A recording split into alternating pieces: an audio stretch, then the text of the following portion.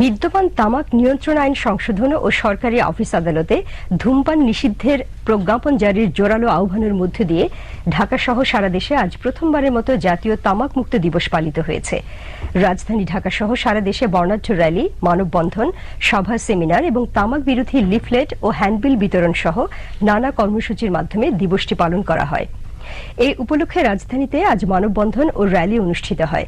র্যালিটি জাতীয় জাদুঘরের সামনে থেকে শুরু হয়ে টিএসসি, বাংলা একাডেমি হয়ে দোয়েল চত্বর ও আব্দুল গনি রোড প্রদক্ষিণ করে জাতীয় প্রেস ক্লাবের সামনে এসে শেষ হয়।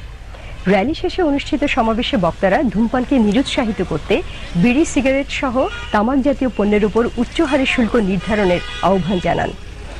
এর আগে মানববন্ধন অনুষ্ঠানে বক্তারা বলেন, তামাক নিয়ন্ত্রণ আইনে প্রত্যক্ষ বিজ্ঞাপন বন্ধ হলেও তামাক কোম্পানিগুলো বিভিন্ন প্রচারণা চালিয়ে যাচ্ছে।